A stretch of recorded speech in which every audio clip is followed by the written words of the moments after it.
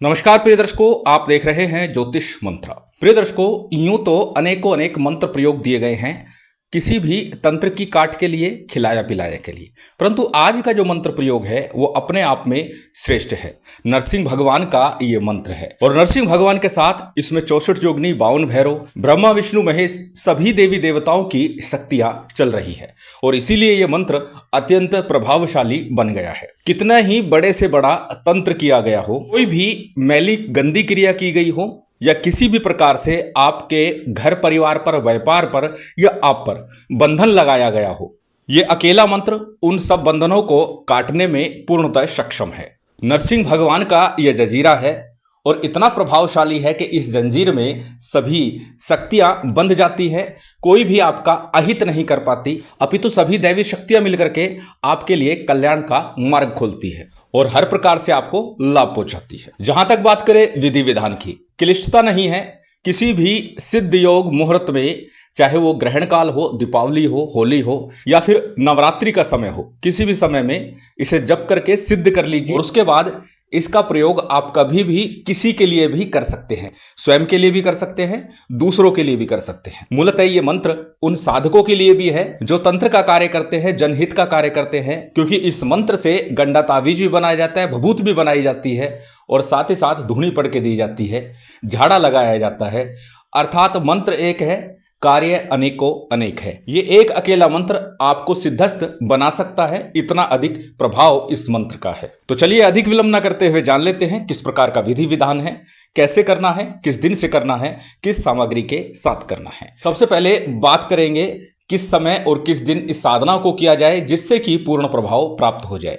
यदि आप ग्रहण काल, दीपावली, होली पर इस प्रयोग को कर रहे हैं, नवरात्रि में कर रहे हैं, तो एक दिवसीय विधान में ही यह प्रयोग संपन्न हो जाता है।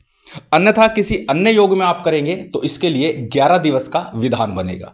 माला सिर्फ एक ही करनी है, इससे अधिक की आवश्यकता नहीं होगी। एक ही माला इस जजीरे की पर्याप्त होगी, यथेष्ट होगी और इससे ही आपका कार्य संपन्न हो जाएगा। अब बात करते हैं किस सामग्री के साथ करना है। सामान्य सी पूजन सामग्री, अक्षत, पुष्प, धूप, दीप, नैवेद्य, फल फूल, मिष्ठान, पान, जो कुछ भी आप रख सकें, जितना आपसे हो सके। आवश्यकता विशेष नहीं है।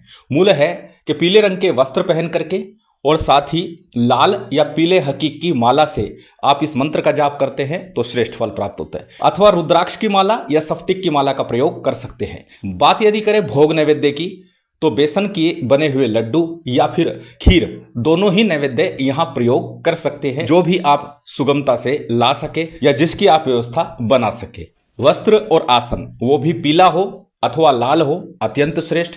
अन्यथा जो आपको सर्वसुलभ मिल जाए, स्वच्छ वस्त्र और स्वच्छ आसन लेकर के भी आप इस प्रयोग को संपन्न कर सकते हैं। कहने का अभिप्राय, क्लिष्टता इस प्रयोग में कदाचित नहीं है, परंतु इस प्रयोग को करते समय थोड़ा सा सावधानी अवश्य रखिएगा कि जब आप इस प्रयोग को कर रहे हैं तो आपके आसपास घर परिवार का कोई भी सदस्य ना हो, क्योंकि ये अत्यंत उग्र मंत्र है, प्रभावी मंत्र है। विशेषकर छोटे बच्चे हैं तो उन्हें उस प्रयोग काल के दौरान दूसरे कक्ष में, कमरे में बैठा दीजिएगा जब तक आप ये मंत्र जाप करेंगे। अथवा किसी मंदिर में व्यवस्था कर लीजिए, भगवान शंकर का मंदिर हो, श्री हरि नारायण भगवान का मंदिर हो या मां भगवती शक्ति का मंदिर हो, क्योंकि जैसे कि बताया इसमें सभी शक्तियां साथ चल रही हैं, तो किसी भी मंदिर में जाकर इस प्रयोग को संपन्न किया जा सकता है। इसलिए यदि घर में किसी प्रकार की व्यवस्था नहीं बन पाती तो आप किसी देवस्थान पर जा सकते हैं। अब कब करना है प्रयोग? ये सूर्यास्त के बाद करना है। सूर्यास्त के बाद कभी भी इस प्रयोग को आप संपन्न कर सकते हैं। जहां भी आप ये प्रयोग कर रहे हैं, आसन लगा लीजिए, अपने सामने किसी चौकी पर, पट्टे पर भगवान नरसिंह का, अपने गुरु का, अपने इष्ट का चित्र स्थापित कर लीजिए और पीली सरसों लेनी है, उसके ऊपर आपको दीपक स्थापित करना है। इस प्रयोग में जो बत्ती बनेगी दीपक की, वह भी आपको हल्दी से रंग लेनी है या उसको कलर कर लेना पीले रंग से। किसी भी प्रकार से उसे पीला रंग लीजिए, पीली बत्ती का प्रयोग करना है। दीपक तेल का प्रयोग कर सकते हैं, घी का प्रयोग कर सकते हैं। घी हो तो गाय का हो अथवा तिल तेल का प्रयोग करेंगे तो भी आपको लाभ मिलेगा। अब सबसे पहले सभी व्यवस्था करने के बाद में शुद्धि आचमन कीजिए और शुद्धि आचमन के बाद में आपको दीपक प्रज्वलित करना है। दीप प्रज्वलित करने के बाद आपको संकल्प लेना है। संकल्प के लिए दाहिने हाथ में अक्षत पुष्प जल लीजिए, अपना नाम बोलिए, गोत्र बोलिए, उस दिन का तिथिवार नक्षत्र बोलिए और अपना मनोरथ बोलिए कि सर्व प्रकार की बाधा की शांति हेतु, सर्व बंधनों के समाप्ति हेतु और सर्व कार्य में उन्नति हेतु मैं ये प्रयोग कर रहा हूं। इस प्रकार का मनोरथ रख करके आप संकल्प का जल अक्षत पुष्प किसी थाली प्लेट में छोड़ दीजिए। इसके बाद हमेशा की तरह गणपति का, गुरु का, कुलदेव, पितृदेव, स्थान देव, इन पंचदेवों का पूजन करना है, इष्ट का पूजन करना है, भगवान नरसिंह का पूजन करना है और भैरव जी का सामान्य सा पूजन कर लेना है। ये सामान्य सा पूजन विधान है। जो भी सामग्री है जितनी है उसी से आपको थोड़ा बहुत पूजन अवश्य करना है। अब यदि प्रश्न उठता है कि गुरु नहीं है तो किसका पूजन करें, तो अक्सर बताता हूं भगवान शिव को हाजिर नाजिर मान करके या अथवा गुरु गोरखनाथ जी को ही अपना गुरु मान करके, जान करके उनका पूजन कीजिए, उनके मंत्र का जप कीजिए। जब सभी का पूजन संपन्न हो जाएगा तो एक माला गणपति मंत्र की, एक माला गुरु मंत्र की। गणपति मंत्र ओम गंग गणपते नमः, ओम गणेशाय नमः, ओम वक्रतुंडाय नमः, ओम विघ्नेश्वराय नमः, जो भी सरलता से बोल सके उस एक मंत्र का आपको जप करना है। गुरु मंत्र के रूप में जो गुरु दीक्षा के समय आपको प्राप्त हुआ है वो गुरु मंत्र, उसका आपको एक माला का जप करना है। यदि गुरु दीक्षा नहीं ली हुई तो भगवान शिव के ही पंचाक्षरी मंत्र ओम नमः शिवाय का जप कर लीजिए, अथवा ओम गुरु गोरक्षनाथाय नमः इसका जप कर लीजिए, अथवा हमारे गुरुदेव द्वारा दिया गया मंत्र जो कि सार्वभौमिक मंत्र है, ओम परम तत्वाय नारायणाय गुरुभ्यो नमः, इस मंत्र का भी जप कर सकते हैं गुरु मंत्र के रूप में। गणेश मंत्र, गुरु मंत्र का जप पूर्ण हुआ। आज का जो मंत्र है वो साबर मंत्र है, और साबर मंत्रों की चर्चा होती है तो बार बार बोलता हूं कि साबर सिद्धि मंत्र का 11 बार जप अवश्य करना चाहिए, जिससे कि हमारी साधना सिद्धि का मार्ग प्रशस्त हो जाता है, शीघ्रता से सफलता की प्राप्ति होती है। साबर सिद्धि मंत्र पुनः आपकी स्क्रीन पर है, इसको नोट करके रख लीजिए और प्रत्येक साबर मंत्र की साधना में इसका जप अवश्य कीजिए। अब आप साबर सिद्धि मंत्र का जप पूर्ण कर लें, 11 बार ही करना है, अधिक करना चाहें तो आपकी इच्छा है। उसके बाद आज का जो मूल मंत्र है इसकी एक माला का जप करना है। मंत्र थोड़ा सा विस्तारित है, बड़ा है, क्योंकि जंजीर है, जजीरा है, तो जजीरा अक्सर थोड़ा बड़ा होता है, तो पहले अच्छे से इसे कंठस्थ कीजिएगा, उसके बाद इसका जप कीजिएगा। जजीरा मंत्र आपकी स्क्रीन पर है, स्क्रीनशॉट ले सकते हैं, किसी कॉपी नोटबुक में नोट कर सकते हैं। मंत्र को एक बार बोल करके बता देता हूं। मंत्र इस प्रकार है, ओम नमो आदेश गुरुजी को, जंजीर जंजीर महाजंजीर। किसकी जंजीर? नरसिंह की जंजीर। जंजीर में कौन कौन चले?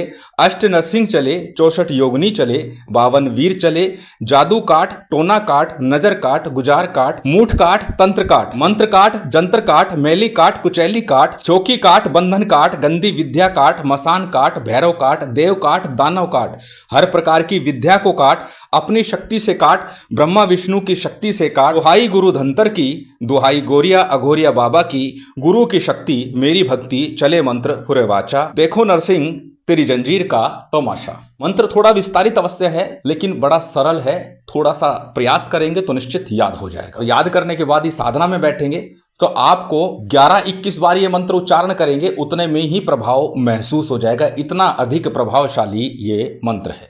जब आपका मंत्र जाप पूर्ण हो जाएगा उसके बाद आपको हमेशा की तरह भगवान की आरती करनी है। आरती के बाद जो नैवेद्य है वो अर्पित कीजिए, जलाचमन कराइए, क्षमा प्रार्थना कीजिए, आसन को प्रणाम कीजिए और फिर साधना से उठ जाइए। यदि किसी पर्व काल में कर रहे हैं, ग्रहण, दीपावली, होली, नवरात्रि में, तो 1 दिवसीय विधान है, एक दिन में फिर 11 माला जपनी है। अन्य दिनों में करते हैं तो प्रतिदिन जपते हुए एक एक माला 11 दिनों तक करना है। अब जानते हैं इस मंत्र का प्रयोग किस भांति करना है।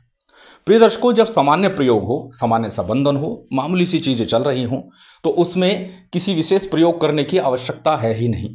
मात्र 11 बार 21 बार इस मंत्र का उच्चारण कीजिए, जल को सामने रख करके पूरे घर में छिड़क दीजिए, अथवा जो दीपक के नीचे आपने पीली सरसों रखी थी वो रविवार मंगलवार के दिन थोड़ी थोड़ी अपने घर के चारों कोनों में डाल दीजिए। कैसी भी मैली कुचैली विद्या है, तंत्र विद्या है, कटेगी, हर हाल में कटेगी। यदि किसी व्यक्ति विशेष के ऊपर है तो उसे जल पिला दीजिए और साथ ही 7 चुटकी पीली सरसों उसके ऊपर से एंटी क्लॉक घुमा करके अग्नि में डाल दीजिए। परंतु यदि चौकी है, मूठ है या कोई बड़ी तंत्र क्रिया है जो लंबे समय से चली आ रही है, फिर क्या करें? 7 नींबू लेने हैं, उसके चारों तरफ रख दीजिए, उत्तर दिशा में मुख करके बैठा दीजिए। लिखित रूप में भी ये सारी चीजें आपको मिल जाएंगी, तो इसलिए लिखित रूप को देख लीजिए, कहीं कोई संशय या त्रुटि रह गई हो तो उसके लिए लिखित रूप आप अवश्य देखें। चारों तरफ उसके नींबू रख दीजिए और उसके बाद 7 बार पीली सरसों से आपको झाड़ा लगाना है, बाएं से दाएं एंटी क्लॉक घुमाते हुए 7 बार मंत्र बोलना है।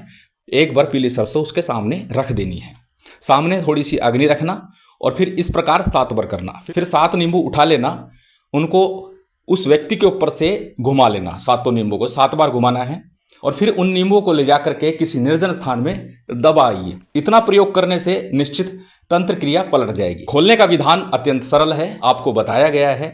स्क्रीन पर भी लिख करके सारी चीजें दी जाती हैं, इसलिए प्रश्न करने से पहले लिखित रूप को अवश्य देखें और वीडियो को ध्यानपूर्वक देखा करें। कई बार प्रश्न आ जाता है कि जी आपने ये तो बताया लेकिन ये नहीं बताया, मंत्र नहीं बताया। कृपया वीडियो को पूरा देखें, क्योंकि सभी चीज लिखित रूप में भी आ जाती हैं अगर बताई नहीं जाती तो, इसलिए लिखित रूप देखना अनिवार्य है। महामाई की विशेष कृपा आप सभी को प्राप्त हो, नरसिंह भगवान की कृपा बनी रहे, यही कामना है। उम्मीद करता हूं आज की ये जानकारी, ये वीडियो आपको अच्छी लगी होगी। यदि अच्छी लगी हो तो कृपया लाइक कीजिएगा, शेयर कीजिएगा।